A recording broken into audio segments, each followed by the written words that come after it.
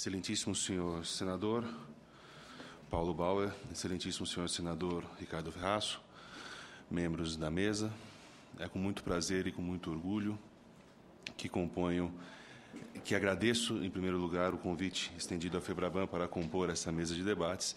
É com mais prazer ainda que vejo nessa mesa faces já muito conhecidas de debates anteriores, como a professora Cláudia Lima Marques, como a doutora Clarissa, com quem vimos discutindo esses conceitos basilares e fundamentais há já algum tempo.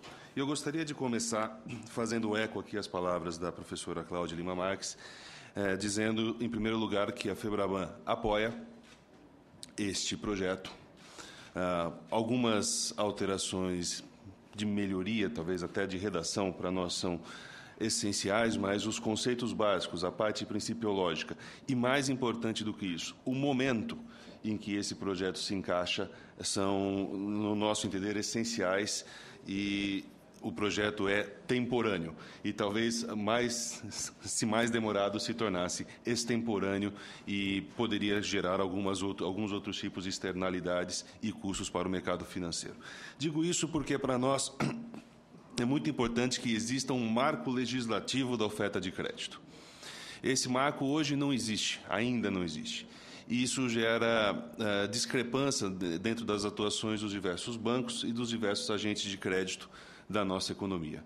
Esse projeto traz o marco legislativo da oferta de crédito, aqui denominado ou acunhado de crédito responsável, né, de oferta de crédito responsável, mas para nós é muito importante a existência dessas regras e que a partir da publicação, da conversão do projeto em lei de sua publicação, tornam regras que balizam toda a concorrência dentro do mercado de crédito, concorrência que deve se dar de forma leal e de forma justa entre todos os agentes. Então, na minha primeira parte, eu gostaria de reforçar uma vez mais o apoio da FEBRABAN a esse projeto e a sua temporaneidade na sua aprovação. Entrando em pontos um pouco mais detalhados, até para que a gente não se estenda muito e tenha mais espaço para debates, o projeto é claramente dividido entre a parte de prevenção, que eu chamei aqui de marco de oferta de crédito, e a parte de tratamento, que aqui está refletida num único artigo, que inclusive foi inserido a posteriori, não estava nas versões originais do anteprojeto, pelo menos não nas que a gente conhecia. Na parte da prevenção, eu faço eco aqui também às observações da doutora Clarissa. A gente tem ali dois princípios que são absolutamente fundamentais, sendo um deles o princípio da preservação do mínimo existencial. E o projeto, de uma forma ou de outra forma, com as leituras a contrário senso, deixa induzir que mínimo existencial equivaleria a 30% da renda do consumidor. 70% da renda do consumidor. 30% seria a parte comprometível pelo endividamento. 70% da renda pode ser muito, pode ser pouco, de acordo com o consumidor, e especialmente de acordo com a renda que ofere mensalmente. A proposta da doutora Clarissa era a criação de uma certa tabela em que teríamos percentuais que variariam de acordo com a faixa de renda do consumidor. Essa me parece uma proposta melhor do que cravar na lei, pura e simplesmente, 30% ou 70%, leia como preferirem. Digo isso porque consumidores de mais alta renda poderiam comprometer maior parte do seu salário sem o prejuízo do mínimo existencial, enquanto que consumidores de mais baixa renda, talvez, como bem disse a doutora Clarissa, 70% do seu salário ou dos seus rendimentos ordinários não seja suficiente para que pague as contas de água, luz, moradia, etc. Se é uma tabela que estará prevista em lei, se é uma tabela que fica delegada a uma regulação por decreto, até pelo Conselho Monetário Nacional, é uma discussão profunda que podemos ter aqui nesta casa, mas, sem dúvida nenhuma, me parece essencial que tenhamos um referencial móvel do mínimo existencial de acordo com a renda. Por outro lado, também me parece essencial que, pelo menos nesse primeiro momento, tenhamos um referencial legislativo, seja ele em lei, seja ele regulatório, do que é o mínimo existencial. Na concessão de crédito massificada, é muito importante que os agentes de crédito saibam quanto que pode ser comprometido da renda daquele consumidor. Isso, para a gente, é uma parte de segurança muito importante, até para que nós possamos ser cobrados de uma forma efetiva. Se temos um parâmetro efetivo, podemos ser cobrados de uma forma efetiva e, claro, que os casos específicos, as exceções, serão tratadas pelo judiciário, pelos órgãos de defesa, como hoje já ocorre. Um segundo ponto que eu queria chamar a atenção, e é um ponto que aparentemente temos consenso nesta mesa, é de que o consumidor, falo agora um pouco da parte do tratamento, é de que o consumidor que faz jus ao tratamento do superendividamento é o consumidor de boa fé. É o consumidor que usou do crédito pelo menos com a intenção inicial de pagá-lo e não o fez ou por um acidente da vida ou por algum outro, vamos chamar de acidente de percurso, que retirou dele a capacidade de pagamento. Este conceito de boa-fé não me parece estar bem refletido no artigo 104A.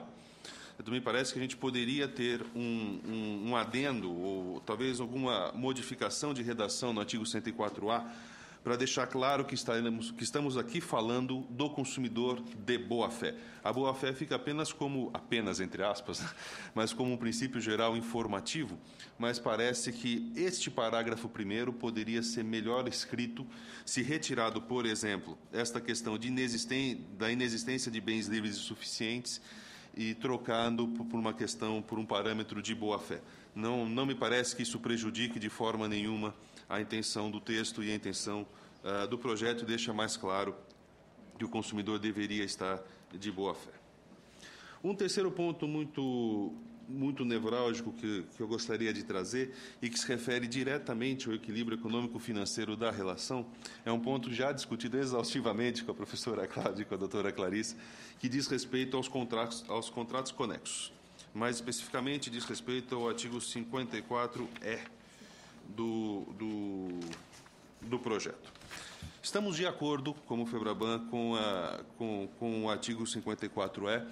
A nossa maior preocupação é a falta de uma limitação temporal para que aconteça o fenômeno dos contratos conexos, ou as consequências dos contratos conexos. Explico. O artigo 54E diz basicamente o seguinte: quando o consumidor toma o crédito direcionado para comprar algum determinado bem, se ocorre alguma coisa, algum vício de qualidade com aquele bem, o consumidor pode deixar de pagar o crédito que foi tomado. Estão excluídos desse artigo as compras à vista de cartão de crédito, que seriam as compras a serem pagas em uma parcela só, mas todas as outras formas de financiamento estão incluídas. Esse artigo, conjugado com a leitura que os nossos tribunais têm feito e que a melhor doutrina tem feito do artigo dos vícios ocultos, que no Código de Defesa do Consumidor também há uma proteção do consumidor para quando a coisa comprada apresenta um vício que não era de fácil detecção no momento da sua compra. O consumidor tem 90 dias para reclamar dos vícios ocultos. E a doutrina e a jurisprudência têm dito que os 90 dias correm de quando o vício se manifesta. Então, se, por exemplo, um consumidor compra uma máquina fotográfica digital, que, olhando, está em perfeito estado de uso e nova, dentro da caixa. 6 meses depois, essa máquina digital para de funcionar porque a bateria vazou, porque a lente aconteceu alguma coisa, os 90 dias passam a contar daqueles 6 meses e não da data da compra. É um termo móvel de início do prazo decadencial. Esta interpretação, conjugada com os contratos conexos como estão, traz uma insegurança muito grande. Porque imaginem os senhores o banco que tenha financiado a aquisição dessa mesma máquina digital. Daqui a 9 meses depois da compra, o banco poderá ser chamado e responsabilizado pelo defeito, pelo vício oculto que aconteceu naquela máquina digital. Se extrapolamos o exemplo para um financiamento de veículos usado, que no Brasil é um mercado absolutamente relevante, muito incentivado pelo governo federal, financiamento de veículos, o prazo médio está em torno de 48 meses, 4 anos. Então, dizer que o banco fica responsável, o banco que financiou, fica responsável por um vício oculto que ocorra daqui a 4 anos no veículo, com o veículo financiado, parece ser uma dose excessiva do remédio e isso pode se tornar veneno. E pode se tornar veneno pelo simples motivo de que o que está sendo posto no projeto é que o banco seja quase que uma seguradora do bem, uma seguradora da qualidade do bem. Este componente de seguro certamente será passado para o preço do contrato, como acontece normalmente.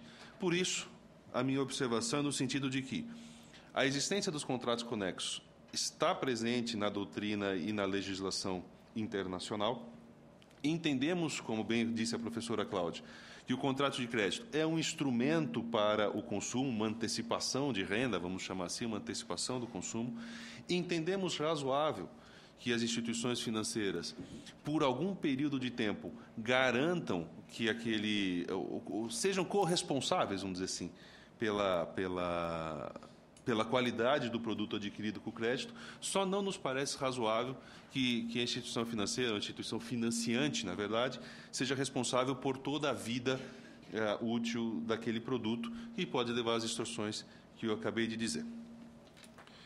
Ainda de uma forma bastante pontual, eu entendo perfeitamente e acho louvável a premissa do não retrocesso dos direitos e garantias já conquistados pelos consumidores. Mas, para mim, essa premissa deveria ser ainda maior, deveria ser o não retrocesso geral. Vamos dizer assim, as iniciativas do Código de Defesa do Consumidor que deram certo e as interpretações jurisprudenciais que já se cristalizaram não deveriam ser alteradas por essa lei, pelo menos não na nossa visão. Então, por exemplo, o artigo 27A, que aumenta os prazos prescricionais de 5 para 10 anos, certo? Todas as alterações legislativas recentes tiveram por premissa a redução dos prazos prescricionais. Por exemplo, o Código Civil de 2003 reduz os prazos prescricionais do Código Civil de 16 mais ou menos pela metade. Certo? Não nos parece razoável duplicar o prazo prescricional hoje geralmente aceito para as relações de consumo de 5 para 10 anos, especialmente considerando o número de transações de consumo que temos na nossa sociedade, considerando a sociedade digital e considerando outros parâmetros de prescrição. Por exemplo, a prescrição do crédito fiscal hoje se dá com 5 anos. A prescrição da cobrança de dívidas líquidas se dá com 5 anos. Por que conceder um prazo tão grande para que o consumidor reclame e obrigue, então, as instituições financeiras e aos fornecedores no mercado em geral a preservar documentos, a preservar evidências, a preservar meios de prova que se tornam, sim, bastante custosos? Nos parece que o prazo de 5 anos para reclamação é um prazo bastante suficiente. No que se refere ao arrependimento, que foi incluído no artigo 54D do crédito consignado, hoje a gente já tem uma prática bancária bastante estabelecida, até pelo artigo 52 atual do Código de Defesa do Consumidor e por regulamentação do Conselho Monetário Nacional, de obrigatoriedade da liquidação antecipada. Esse artigo ele trata o arrependimento como se uma liquidação antecipada fosse, porque o consumidor fica obrigado a pagar os juros entre a data da tomada do crédito e a data do exercício do seu arrependimento.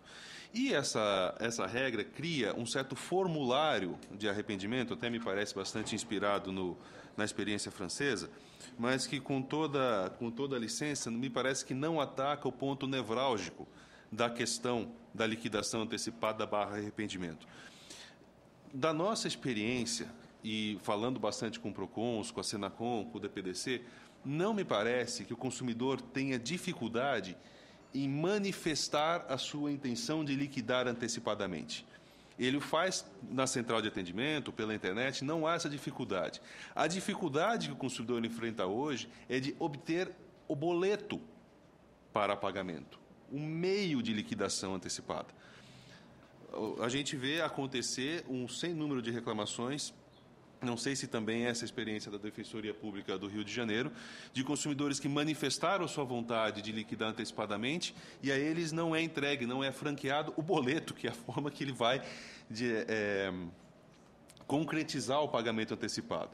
Então, como uma proposta evolutiva do que está aqui no projeto, me parece que talvez fosse interessante substituir essa questão do formulário de arrependimento por uma obrigação da instituição financeira de entregar o boleto num prazo razoável, seja ele de 2 dias, 5 dias, 7 dias, alguma coisa parecida com isso, ou de disponibilizar o boleto na internet, algo que podemos discutir com mais profundidade, mas esta sim me parece que seria uma disposição legislativa que atacaria de frente o problema que hoje temos do arrependimento / liquidação antecipada.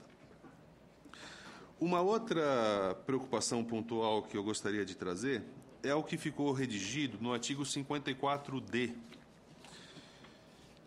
que, de uma certa forma, limita os débitos em conta corrente a 30% da remuneração mensal líquida. Ainda que não seja 30%, porque adotaremos uma tabela móvel, vamos dizer assim, de comprometimento de renda, me parece que esse, de novo, aqui é um remédio muito forte, ou alguma melhoria de texto poderia ser trazida.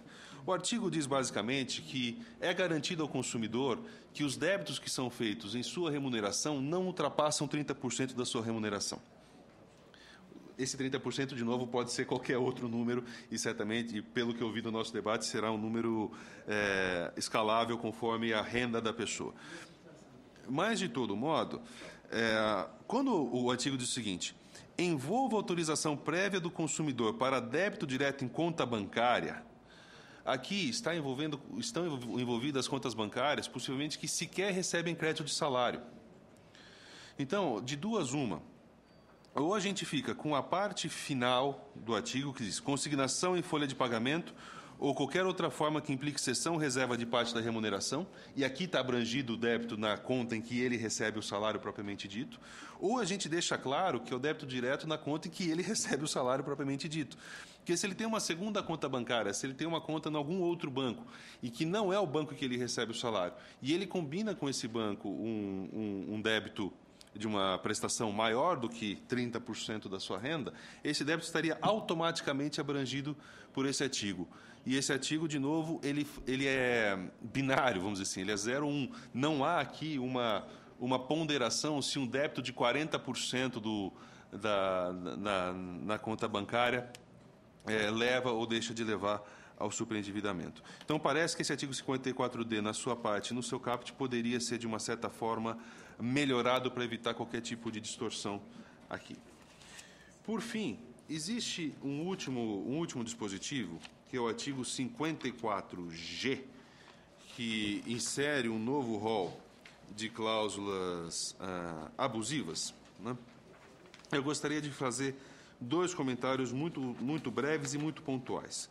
O primeiro deles é o inciso 1 do artigo 54G, que considera abusiva formas que condicionem ou limitem o acesso aos órgãos do Poder Judiciário.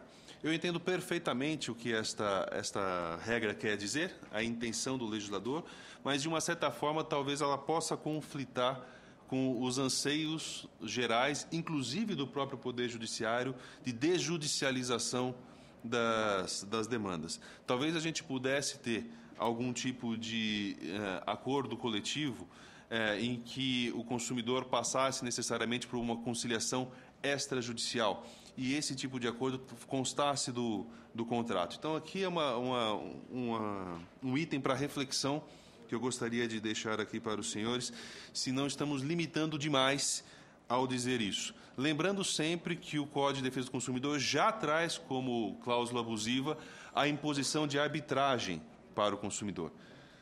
Então, aqui, talvez o consumidor já está protegido. A sua demanda sempre será analisada pelo Poder Judiciário, dado que a arbitragem, que seria um outro órgão de jurisdição, já está afastada.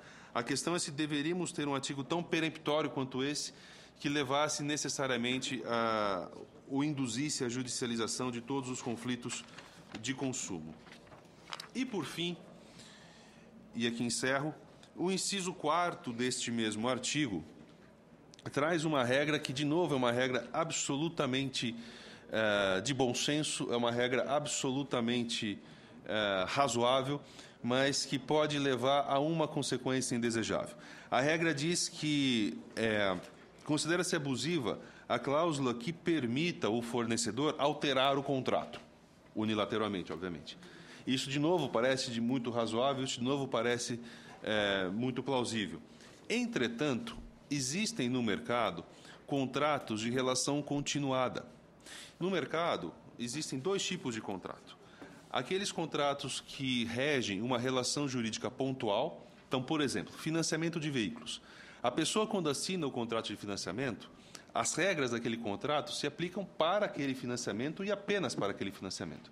Então, parece óbvio que o banco não possa alterar as condições daquele contrato de financiamento.